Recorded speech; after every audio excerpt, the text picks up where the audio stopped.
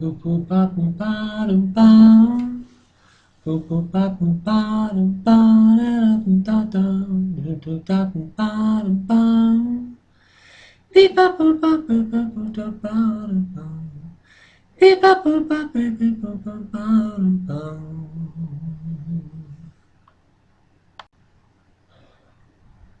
Boop boop ba boom ba dum bum. Boop boop ba boom ba dum ba da dum da dum ba dum bum. Beep ba boop ba boop ba boop da ba dum bum. Beep ba boop ba boop beep boop ba ba dum bum. Dum dum da dum dum da da da dum dum da dum da dum dum da dum dum da da dum dum da dum dum dum da dum dum da da dum dum da dum da dum dum da dum dum da da dum dum da dum dum dum da dum dum da da dum dum da dum dum da da dum dum da dum dum da da dum dum dum dum.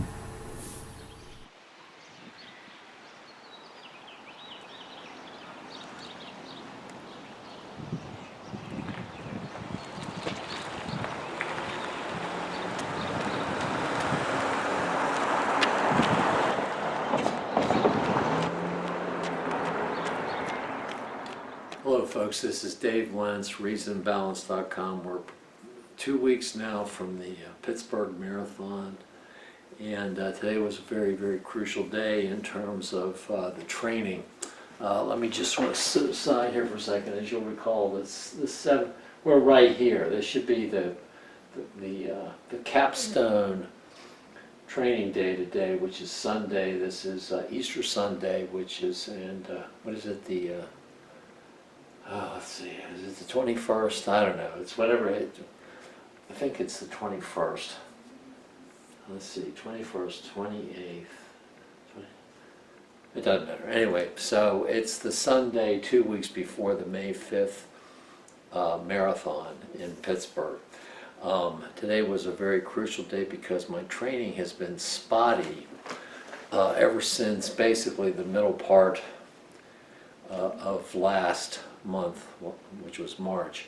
And the reason for that is we discussed this in prior videos. I sort of inadvertently, but sort of inexcusably allowed my weight to balloon up, and that created problems in terms of mileage. I think it also maybe contributed to a few dings in terms of things like mild shin splints, and so what it's done is it's sort of gotten me off my game and my timing off.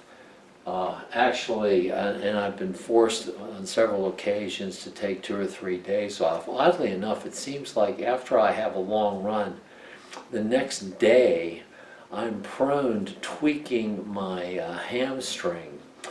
And the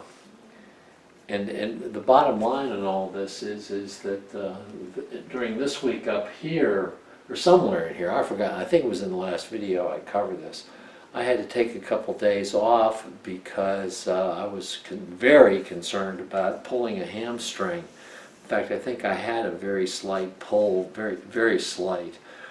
And I've been nursing my right hamstring for several weeks now. But anyway, this is where we are. We should have, according to the schedule, we should have done 17 today.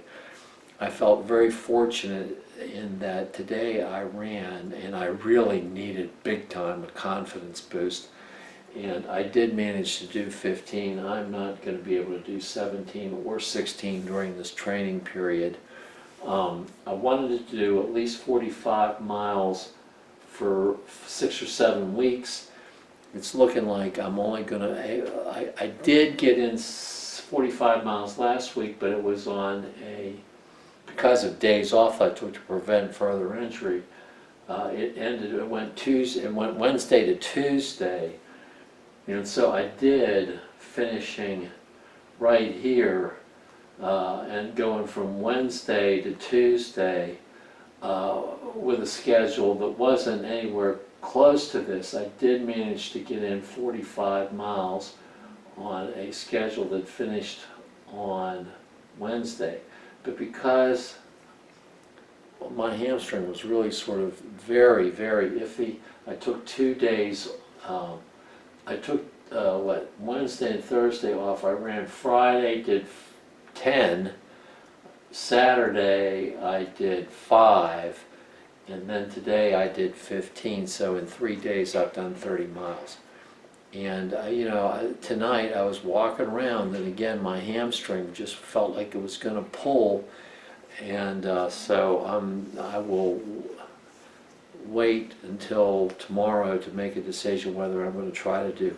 I'd normally like to have my extra long run as the last run of the week, but time doesn't really permit unless it's done on a Sunday, and I like to take the day after my extra long run off. But so that argues for taking tomorrow off. But if I can, I want to do 5 tomorrow, and then on Tuesday do another 10. That'll give me, oddly enough, 45 miles on a 5-day schedule. I would have only run 5 days in a row. And then what I would do, if that plan works out, is that I'll take next Wednesday off, and I'll run Thursday, Friday, Saturday, Sunday, and then Monday, and try to do 40+ miles that week. And then I will just sort of leave open down here. I probably want to take 2 days off before the marathon, and maybe do it just a short 2 mile, or 3 days before the marathon. But everything is sort of staying open. I may alternatively decide to go on a little bit of a diet and try to get my weight down. Today is like the capstone day. I don't want to go stale at this point. I would like to progress a little further in my training, but I think weight is going to be crucial. Now, I didn't weigh myself yesterday for one very simple reason. I'm afraid that if the scale shows me too heavy, that it's going to psych me out. I mean, I just, if I'm out there and I'm struggling and I think that I'm heavy, I'm more likely, frankly, to give up. So I just decided to stick my hand in the sand and live with a little ignorance, and ignorance was bliss. I made the 15 today, which is what I set out to do, the 15. I knew, I thought 16 or 17 would be too much of a challenge. Like I said, the one difference between being 64 years old, almost 65, and being a 20 or 30-year-old runner is that my legs feel very challenged right from the get-go. I mean, right from the start of every run. And I'm incredibly, early on in the training, I tried to make sure that I could do 12-minute miles. I'm not even, for these runs anymore, I'm not even close to 12-minute miles. I'm closer to like maybe 13 and a half, 14. And I think at the end of this 15-mile run today, I think I was probably in the 15-minute range. So I'm very concerned about finishing within the required 7 hours.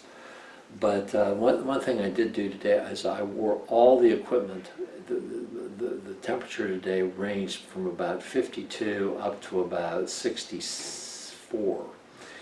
And I started the run today with some dry fit on underneath this, and this on top. This is probably what I'm going to wear for the marathon in Pittsburgh. Naturally, if it's a little bit chillier, I'm more likely to wear this dry fit, which these are, oddly enough, I have a long sleeve dry fit of this, and I love it. Because if it gets a little warm, I can pull up my sleeves while I run, and it's almost also doubles as like a short sleeve shirt. But I found that if it gets over like 58 or 59, wearing the dry fit, I found got hot. And so this is, if it gets up above 58 or 59, I'm probably only going to end up wearing this. They say they have some receptacles up there you can throw stuff out, and that may be so. What I'll have to do, but I wore all the equipment that I think I'm going to wear during the marathon, and this is what I'm going to wear. I've got some shorts and they're running shorts. But what I like about these particular ones is they have very deep pockets. These shorts are very light. They're sort of, I don't know if you can see, but they're basically knee length. I would prefer something shorter than that, but this is the style in the day. I don't know, maybe they're getting shorter now, I don't know. But these pockets are very deep, which I really like. Now I've got 2 belts that can carry, you're going to have to make a decision whether or not you're going to carry something like a cell phone. I am, simply because I'm not going to have any fans there that I know of.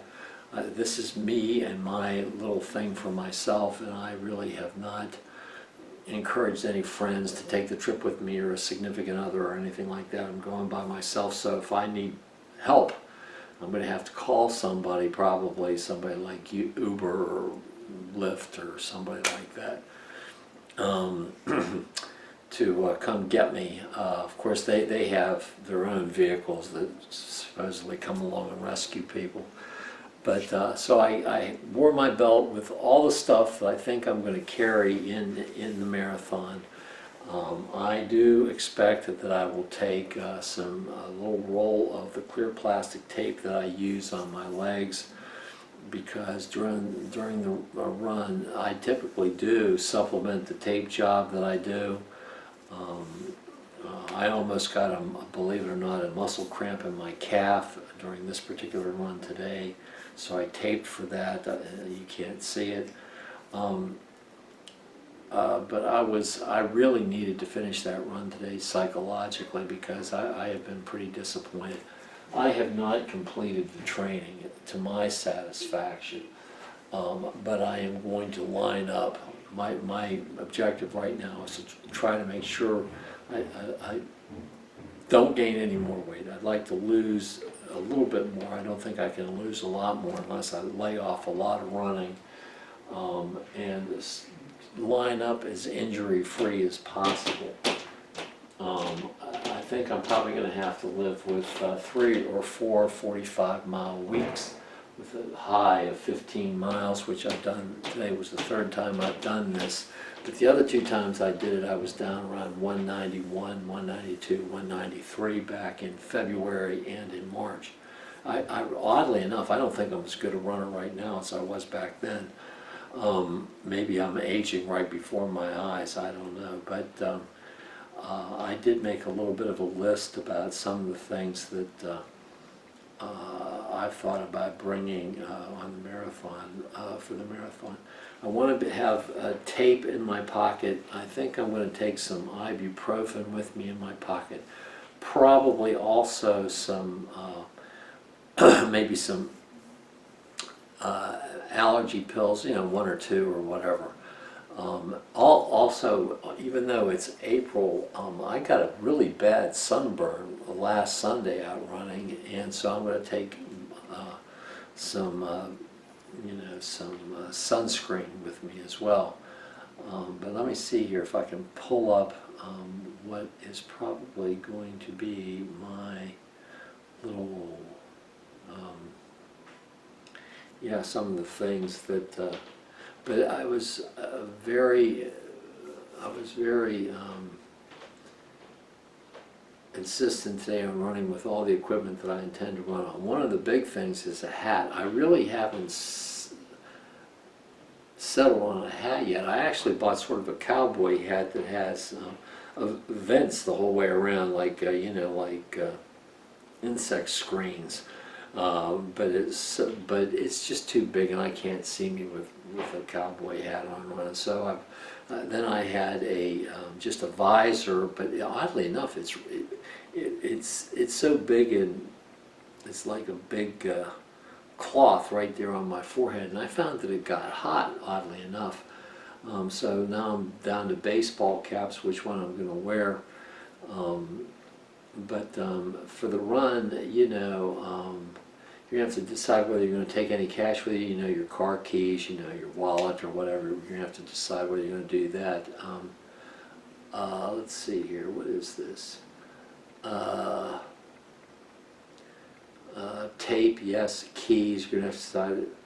I'm probably going to take maybe a few jelly beans with me in my pockets on the way, just in case I feel like I hit the wall and I need an energy boost. But if I do take those, I'll eat them probably while I'm running, probably around the 10 or 11 mile mark. Sunglasses, that's another one. Naturally, I also want to make sure I take my phone charger with me, an extra pair of running shoes. I have decided on a poncho that I got for a Pittsburgh Steelers football game that actually is in a little bag that, oddly enough, fits in the pocket of my shorts, which is great because they are forecasting thunder showers last time I was looking. So I actually can carry that in my pocket with me when I run. Okay, socks naturally, naturally I'm going to take a variety of shirts with me. I'll probably take another tank top besides this, probably a couple of t-shirts, not that I'll use them, but and something long sleeve. Like I said, I have that dry fit long sleeve. It's like this, only it's long. It's long sleeve. In fact, it's made by the same manufacturer. I really like these. That's sort of where we are right now in terms of all of that. I'm going to try to do another video before the marathon, but this is an iffy proposition. The goal right now is just to finish within 7 hours. I hate to say it, I'm disappointed in that, because originally I wanted to really try to do it within about 5.5 hours, but I just don't think my legs have it, to be honest with you. I'm very concerned because what happens is after I've been running for a while, I can't walk very fast if I'm out out of gas running. So that concerns me very much. Basically, in order to finish in 7 hours, you have to average 16-minute miles. Now that doesn't sound like that would be difficult to do, but here's what I'm concerned about: is if I have to run like walk 8 or 9 miles. And if I'm going to be played out in terms of my leg, given how I know my legs feel after I get done running as far as I can, I'm going to be hard pressed to do 16-minute miles after that. So anyway, so this is a little tougher than what I thought, but I've stuck with it. I've trained a lot. I think I deserve to finish. But I got to confess, I haven't completed successfully the training program. But we're just going to go at it. We're going to line up. Trying to think if there's anything else. Well, okay. Well, I'll supplement the video if there is. But anyway, this is Dave Lentz with ReasonandBalance.com. It's going to be on to Pittsburgh in 2 weeks from tonight. And we're going to give it a... Hello folks, Dave Lentz for ReasonandBalance.com. It is, I believe, April the 25th. It's Thursday. I think there's 10 days to go before the marathon that we're training for. Going to sort of give you a short update. I took yesterday off, debated whether to run it because basically I only ran 5 days in the last week. As you know, I've adjusted the weeks because of previous dings and needing rest to preserve my legs because of the fear of injuries. I think I have old adhesion problems in my hams, particularly in my right hamstring, and a little bit of sciatica from time to time going in my left leg as well. So anyway, because of that concern, and also as we've discussed in previous videos, we ballooned up after reaching our goal of 191 in early March. By late March we had ballooned up, despite the fact we'd had a couple of 45-mile weeks of training in there. We had ballooned up to almost 190 8, I think it was. And so we've been sort of worried about dings and weight since then. I've made the determination, right or wrong, to try to get my weight back down. That goes down to the old goal of trying to reach the finish line for the marathon, 26.2 miles, within sometime under 6 hours. Right now we're going to be lucky if we can finish the 26 within the allotted 7 hours. I did want to share what sort of had happened in the past week. One of the things that I've been struggling with is still this desire to try to get my weight back down, at least close to the 191. I don't think I can. If I can get it below 195, I'll be happy. I don't even know what it is right now, and it's kind of stupid. Everything becomes very, very psychological. I mean, after all, in a sense, I've told all my friends, etc., etc., I'm going to do this marathon, and I'm sure that given my age, which is a little under 65 years old right now, that they all think I'm a little bit nuts, and I'm out there running. I've been running, close to 10 hours a week for 2 or 3 months now, and we did this little chart for the last 9 weeks, or what is that, 3, 6, 8, yeah, not last 9 weeks of training. There's a lot of stuff before this in previous videos. Here's the deal. I wanted to share a little bit with you where we are. Like I said, because of dings and problems, we should be right now, right here's Thursday, today's Thursday, we're right here, so our biggest run should have been last Sunday, and I did in fact run 15 miles instead of the 17. But because of dings and injury problems, I wasn't going Monday through Sunday. Now it was something like, for this last week, it was Wednesday through Tuesday. I had done some adjustments, but the way it went last week for me was, let's see, I did 15 here, I did 5 here, and so I did this right here, 10, 5, 15, and then down here, because I had taken these 2 days off up here, I actually ran these 2 days down here, and I ran, 10, 5, 15, which got me to 30, then I did 5 and then 5. I wanted to do 10 on Tuesday, but frankly I didn't have it in me, and I don't know if I didn't have it in me because of fatigue in my legs or because I had been depleted because of trying to lose weight, and that's the danger in all of this. The danger in all of this is I still maintain that if you're really into heavy mileage and doing a lot of intense working out and trying to diet, actually lose weight, it becomes riskier, because I find that I'm more likely to get injured, especially through pulling muscles. I had a lot of luck with losing weight when I was running, in the 0 to 25 miles per week range. But when I got up above 25, I had to sort of adjust the diet a little bit to give myself some additional calories. I'm looking at my phone right now because yesterday I took a few pictures, and I will post these on the video, of some of my,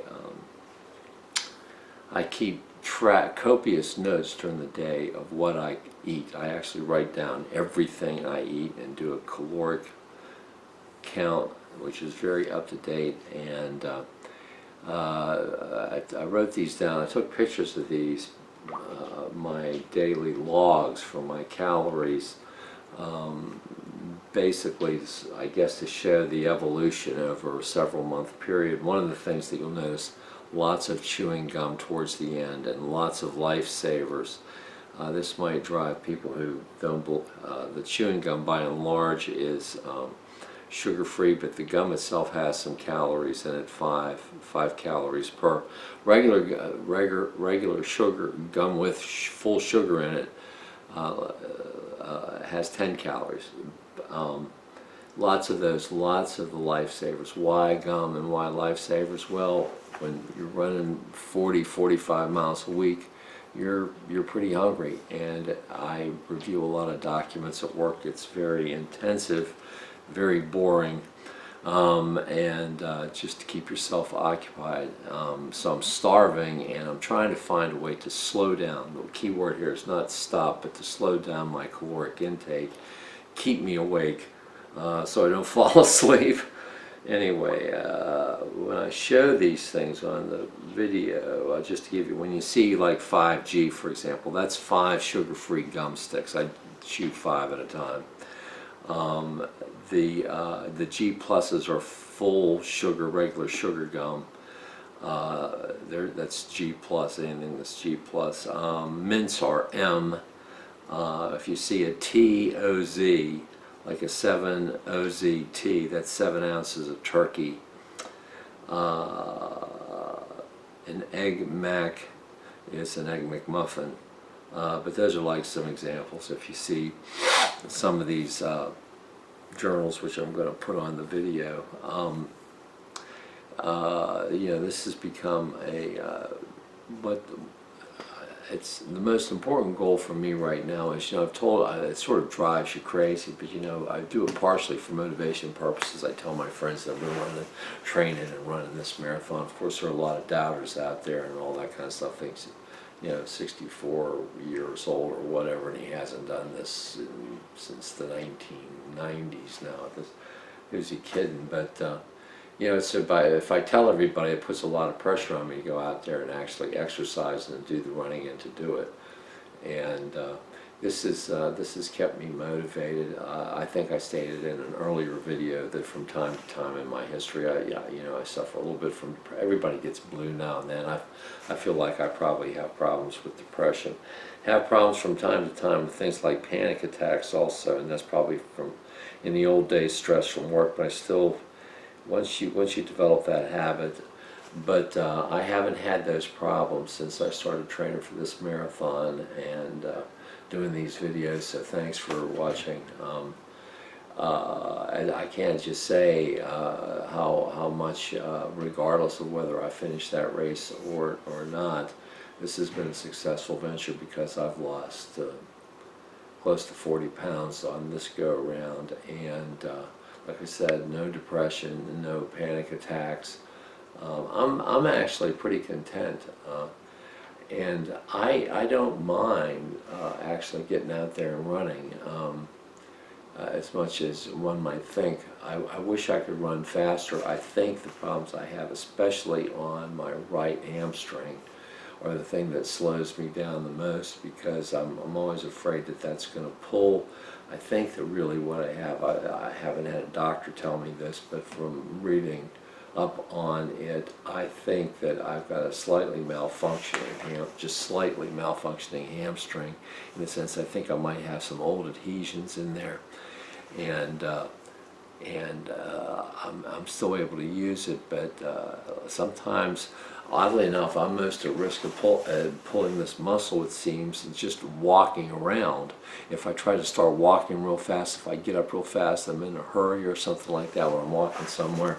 So I'm very conscious about getting injured. So my primary goal, number one, is to get to the start line, to get there injury-free, keep my legs as free from dings at this point as I can.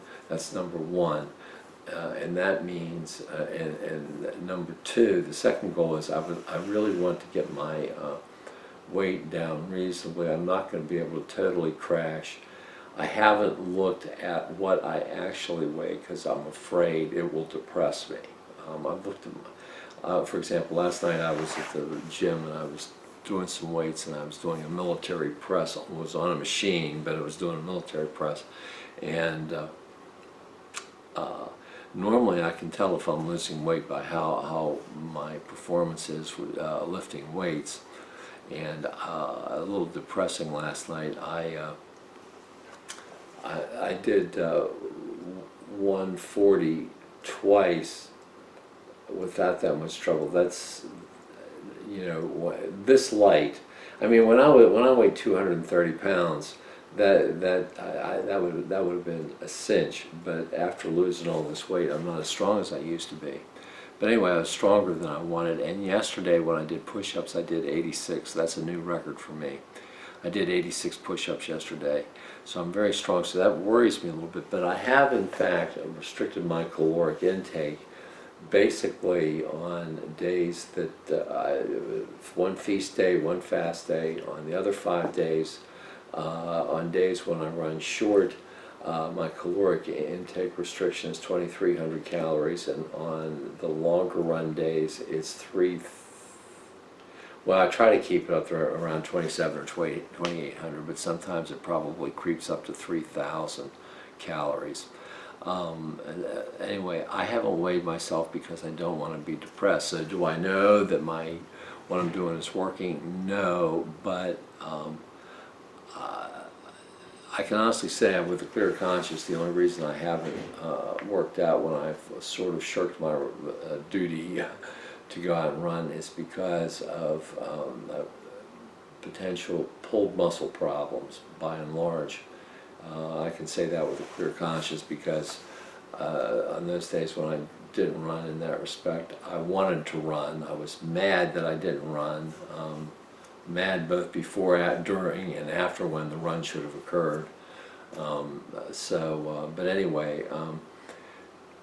But anyway, so we ran, like I said, and we got in recently until we took yesterday off. In the 5 previous days, we got in 40 miles in a 5-day period. That's averaging over 8 miles for those 5 days.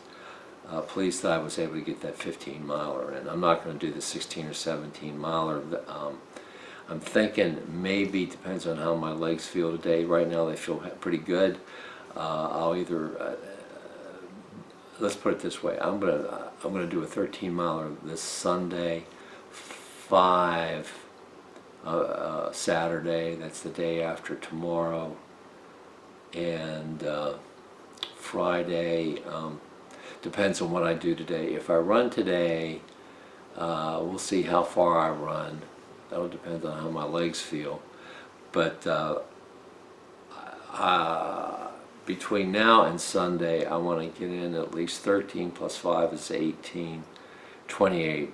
I'd like to get in between now and then, between now and Sunday, 28 miles, which is basically this period right here. I want to get in at least 28. They got a 6 there. I might do the 6.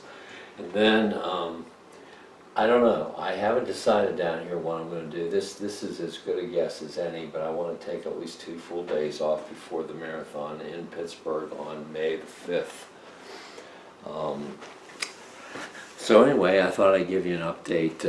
It's like I said, it is April the 25th. It's getting really exciting.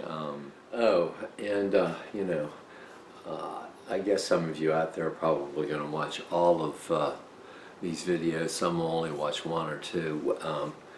Basically, in terms of the diet, I'm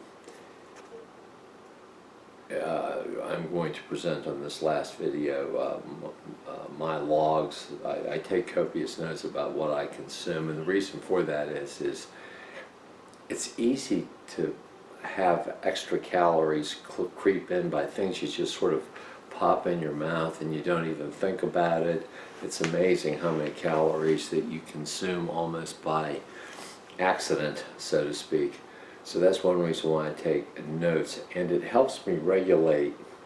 I know during the course of the day where I am and what I need to do to stay on track in terms of my diet, because a lot of strange stuff happens to take me out of my routine.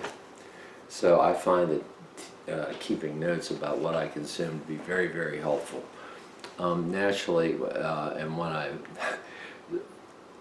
those logs about what I consume are only during my workday. Normally, almost without fail, when I get home, I probably consume anywhere between 200 to 400 calories beyond what's in those logs when I get home. I do not eat much, very, very little after, say, 6 o'clock. Because when I get home, I'll normally have 100 ounces of turkey, and then right before I go to bed, I'll have another, not 100 ounces, 100 calories worth of turkey when I get home from work at, say, around 6 o'clock, we'll just say, generally speaking. And then another 100 calories of turkey, which is just 4 ounces. I find fat-free turkey that I can get at 50 calories per ounce. Turkey breast. So anyway, 100 calories when I get home from work, turkey, 100 more calories right before I go to bed of turkey. And that is usually when I eat, also importantly, kale and or spinach and or some green nutritious leafy vegetable. I don't mention that, but please.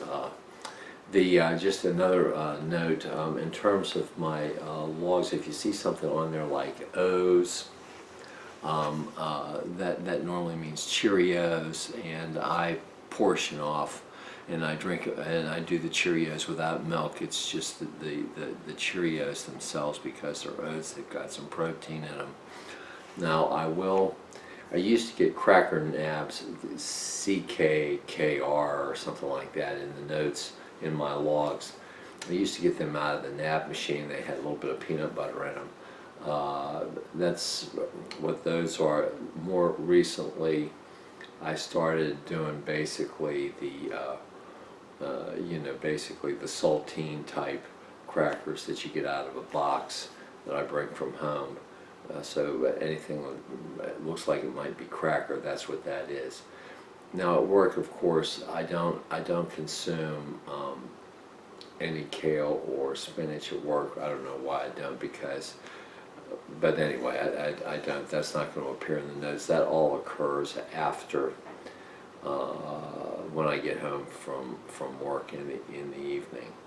What's not on there is usually the cream for my coffee. I take my coffee without cream during the workday. I do allow myself cream in my coffee in the morning, the first cup or two. So those would not appear on the log either. I don't drink any beer. There's no alcohol. I gave up, as a matter of fact, this April 15th was the 7-year anniversary of giving up alcohol and cigarettes. So I'm very happy about that, naturally. I just wanted to make sure you heard about the green leafy vegetables again, because that's very important. And I do take a vitamin supplement, for men, 55 plus type vitamin. Every day I do take a vitamin, and every now and then, instead of the turkey, when I get home, I'll do the sardines. I ought to do them more often than I do in the Louisiana hot sauce. Frankly, it seems like the more hectic my schedule is, the more I'm likely to forget about that, and I should do the sardines more often than I do. But I like them. A lot of people are turned off by them, but I like them. Louisiana hot sauce, 75, I think for 2 point some odd ounces. I think it's like 75 calories or something like that. It's not too bad. My only real objection to the sardines is they're not really that filling. But with the hot sauce, if you put that in with the green leafy vegetables, it's a little bit unusual, but it's sort of like a little salad. So anyway, I just wanted to add that in there too. Okay, thanks. See you next time. Bum bum bum ba-dum, bum bum bum ba-dum, bum bum bum ba-dum, bum bum bum ba-dum, bum bum bum ba-dum, bum bum bum ba-dum, bum bum bum ba-dum, bum bum bum ba-dum.